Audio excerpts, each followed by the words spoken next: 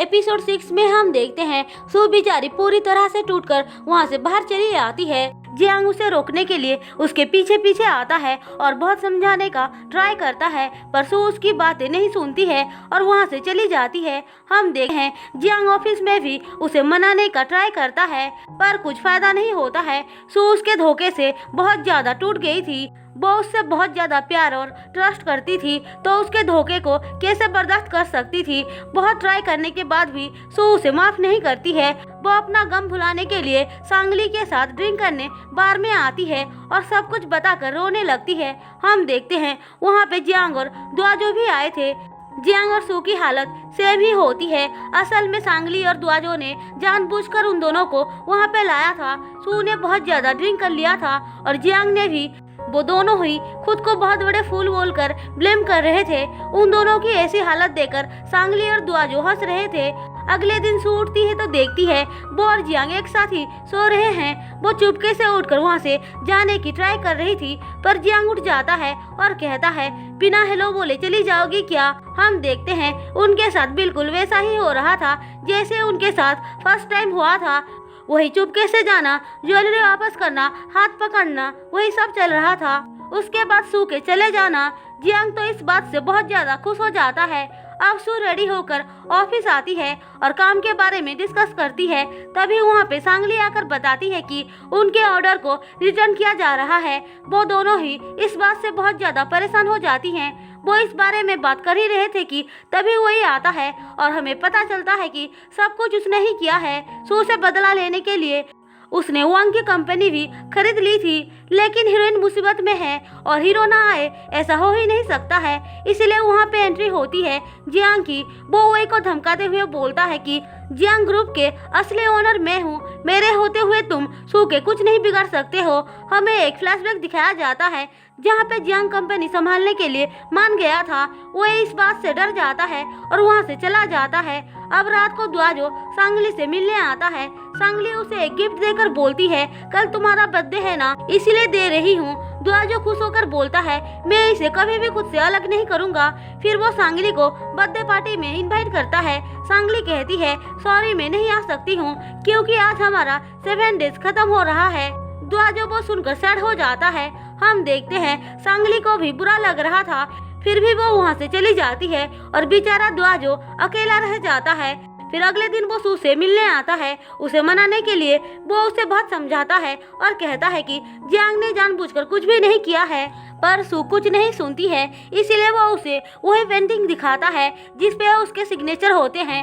वो देखते ही सू को याद आती है वो एक बार लव ब्रिज पे गई थी जहाँ पे उसने जियांग के भाई को देखा था। उस टाइम जियांग का भाई मरने ही जा रहा था, पर सू उसकी पेंटिंग बनाकर उसे देती है और सिग्नेचर भी करती है, जो देखकर जियांग का भाई थोड़ा सा खुश होता है और मरने का प्लान कैंसिल कर देता है। यही वो पेंटिंग है जिसे जियांग ने अपने पास रखा था, इसीलिए ही उसे सू पर डाउट भी हुआ था। अब फ्लैशबैक खत्म होने के बाद वहाँ पे जियांग आता है और बोलता है इसका मतलब वो तुम ही थी जो एक बार मेरे भाई को मरने से बचाया था। फिर वो उसे एक पिक्चर दिखाता है जो उसी टाइम का था। सू पूछती है ये किसने ली है। जियांग बोलता है वहाँ पे बहुत सारे फोटोग्राफर्स होते हैं, शायद उनमें से ही किसी ने लिया होगा। वो उससे माफी भी मांगता है जिसमें उसकी हेल्प दुआजो करता है। सू को जब सारी सच्चाई पता चलती है वो जियांग को माफ कर देती है। उसके बाद दोनों जियांग के भाई की असली गर्लफ्रेंड के बारे में पता लगाने के लिए उसी ब्रिज पर जाते हैं। वो दोनों वहाँ पे विश मांगते हैं। वो देखकर सू कहती है तुम्हारे भाई ने भी उस दिन जरूर विश किया होगा। फिर वो उसके विशिंग लॉक को ढूंढने लग जाते हैं और उन्हें पता चलता है कि जियांग की स्टेप मॉम ही असल में उसके भाई की गर्लफ्रेंड थी। उसने बड़े ही चालाकी से बाप बेटे दोनों को फंसाया था और इसी वजह से ही उस बेचारे ने अपनी जान दे दी। जियांग को इस बात से बहुत बड़ा झटका लगता है। वो खुद को ही ब्लेम करने लग जाता है कि उसे इस बारे में पता कैसे नहीं चला। सू कहती है इसमें तुम्हारी कोई गलती नहीं है, उस लड़की ने ही चालाकी से सब कुछ प्लान किया था। फिर सू चुपके से जियांग की स्टेप मॉम पर नजर रखने लग जाती है। वो जानबूझकर जियांग के भाई के कुछ पिक्चर्स उसे भेजती है, जो देखकर वो बहुत ज्यादा घबरा जाती है और तुरंत ही अपने भाई वही को फोन करती है। अब दोनों भाई बहन मिलकर डॉक्टर के पास जाते हैं चेकअप करवाने के लिए।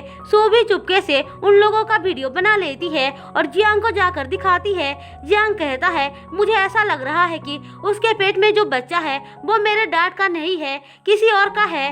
फिर वो दोनों ही उसके खिलाफ एविडेंस ढूंढने के लिए हॉस्पिटल जाने का प्लान बनाते हैं। फिर वो वही के खिलाफ कुछ एविडेंस निकाल कर उसके पास जाता है। पहले तो वही बहुत फुदक रहा था, लेकिन जैसे ही जियांग कंपनी में किए हुए सारे गड़बड़ी के एविडेंस दिखाता है उसकी बोलती बंद हो जाती है।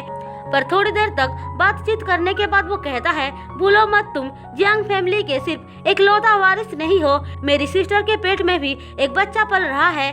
जियांग ऐसा है बोलकर वहाँ से चला जाता है। उसके जाने के बाद वही अपनी सिस्टर को फोन करके बोलता है लगता है जियांग को बच्चे के बारे में पता चल चुका है, अब तुम ही उससे डील करो। हम देखते हैं वही की सिस्टर चेकअप के बहाने हॉस्पिटल आती है और डॉक्टर को बहाने बनाकर बाहर भेजकर अपने सारे डॉक्यूमेंट्स को डिलीट कर देती है। फिर वो कार में बैठकर चली जाती है, लेकिन कुछ दूर आने के बाद उसकी तबीयत खराब होने लगती है, इसीलिए ड्राइवर को कार रोकने को बोलकर गाड़ी से उतर जाती है। हम देखते हैं कार ड्राइव करने वाला दुआ जो होता है वो जल्दी से फाइल के डॉक्यूमेंट्स को अपने पास रख लेता है और फेक डॉक्यूमेंट्स को कवर के अंदर रख देता है। जियांग को सारे एविडेंस मिलने के बाद वो अपने डैड को सारा सच बताने का डिसाइड करता है। थोड़ी देर बाद वहाँ पे वही आता है। जियांग उसे एविडेंस दिखाकर बोलता है कांग्रेचुलेशन, तुम अंकल बनने वाले हो।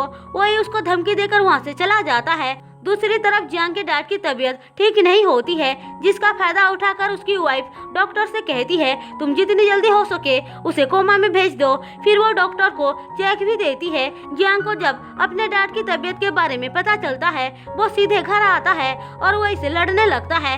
वही कहता है तुम्हारा लॉयर यहाँ पे है, तुम्हारे डैड तो कोमा में जा चुके हैं।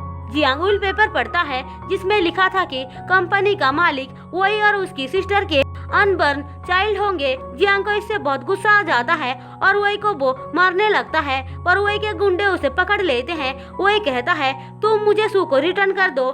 सू फोन दिखाकर बोलती है अगर मैंने सारे एविडेंस पब्लिश कर दिया तो तुम बर्बाद हो जाओगे, पर वही को इससे कोई फर्क नहीं पड़ता है और वो हंसने लगता है। इसी के साथ एपिसोड 6 खत्म होता है। दोस्तों अगर आपको मेरी एक्सप्लेनेशन पसंद आई हो तो चैनल को सब्सक्राइब और वीडियो को लाइक जरूर कर देना।